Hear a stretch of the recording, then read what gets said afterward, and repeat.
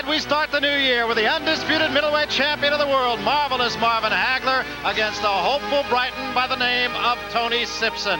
Ray Leonard, one interesting thing that has been bandied about in both camps, the fact that Tony Sibson for the last 2 weeks has not been in the ring with anybody who hits back. He has not had a sparring session in over 2 weeks. Very unusual. Well, none of that creates dullness in the ring. You're not as sharp, your timing is off.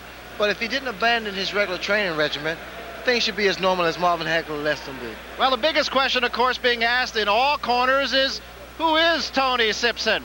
Well, Tony Sibson is a guy who's been a straight-ahead fighter. We know that. We also know he's got to change his style this time. We got some of the answers from our own Reg Guttridge in England.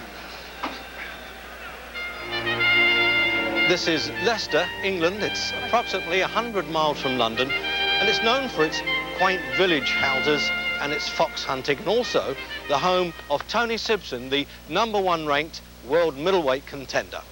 Hello, I'm Reg Guttridge, and I've covered the fight scene here for well over half a century, but that really isn't that long when you think that the fight game started here approximately 260 years ago.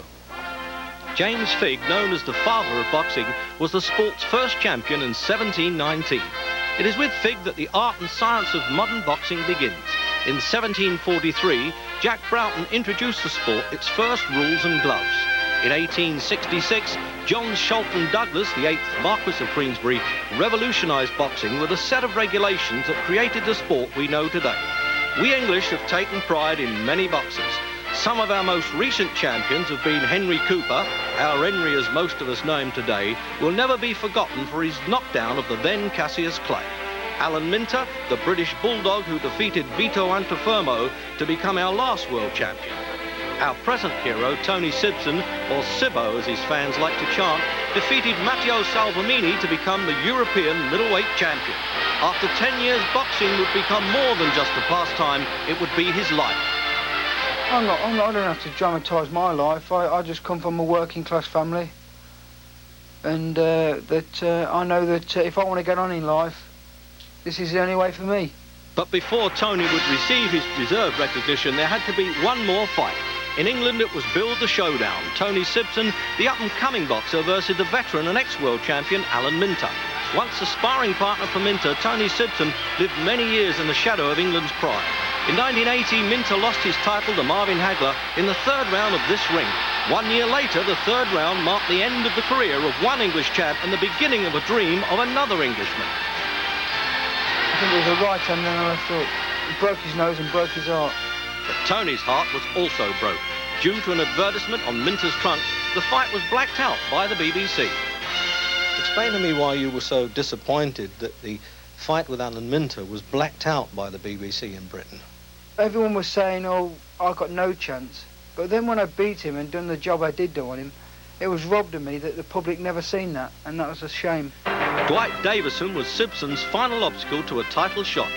Versus the #1 ranked contender, Tony Sibson earned a unanimous decision and the opportunity to once again bring a world title back to England.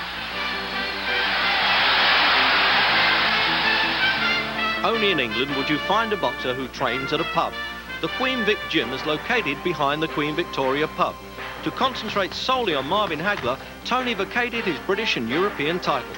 Since November 23rd, he has dedicated all his time to training with 3 daily workouts every day except Sundays.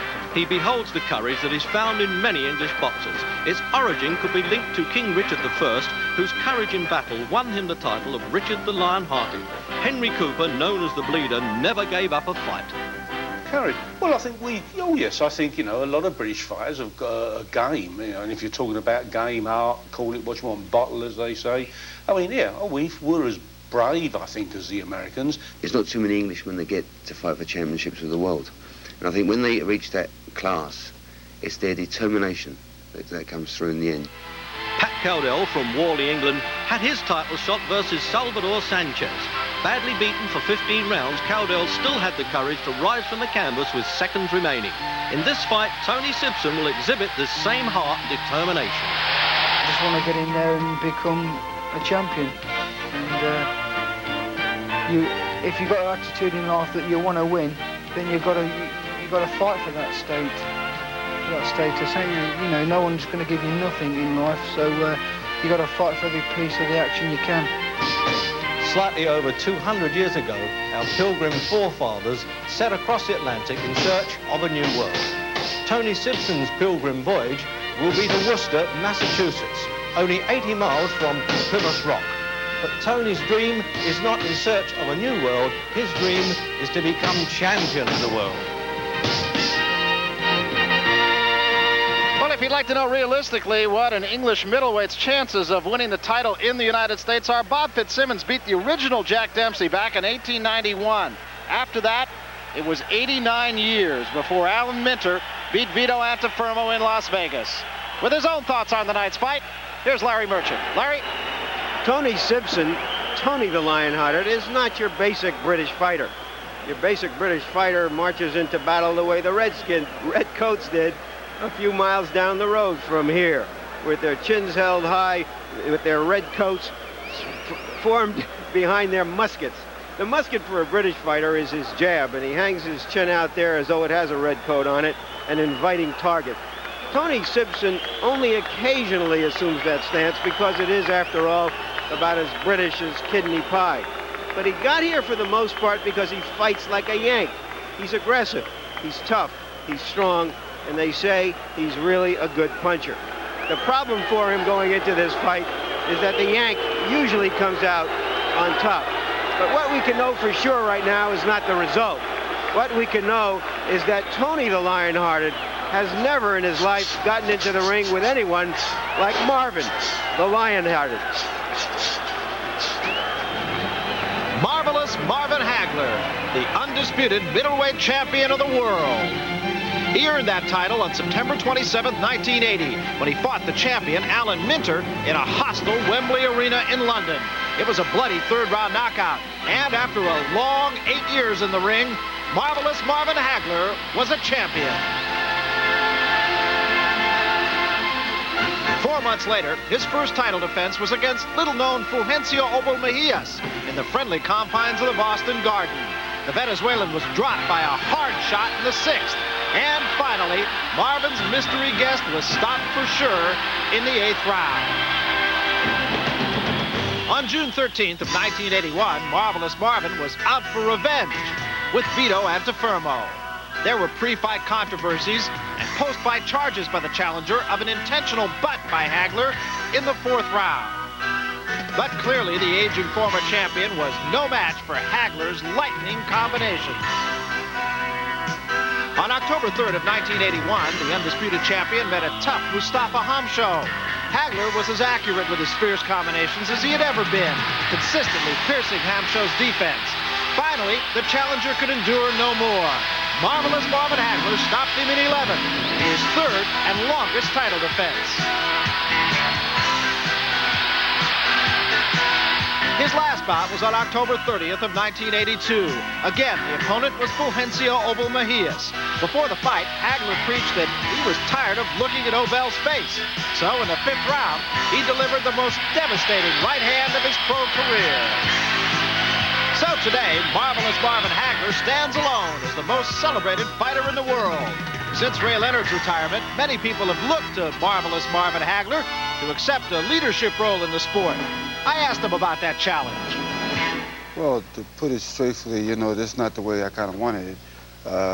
I would love to see Ray and myself fought, and then it would have been determined. But the other hand that I feel as though that I've always been there anyway, and just that you had somebody that was a little bit more colorful maybe, but, you know, I was always right there. Marvin, it seems that with every fight, people are saying, this guy's a pushover, this guy's not going to be any problem for Marvelous Marvin Haglar. Does it ever get to bother you? Yeah, it does. You know, what they try to do is they try to bring you down a little bit, you know, and get you to relax and whatever. And you can't relax out there because it only takes a second, you know. And so I don't listen to that kind of talk. I don't run around with a bunch of entourage people who's patting me on the back, telling me how great I am. I have all the confidence in myself, knowing the job that I have to do, so it's not bothering me at all. When we were in San Remo, we sat and talked, and you said, it makes no difference where I fight. 5,000 miles from home doesn't make any difference. Here, the shoe's on the other foot. 14,000 people who are Marvelous Marvin Haglar fans. Yeah, well, it won't to me because, I mean, well, it's there. It's nice to be there and have that type of support.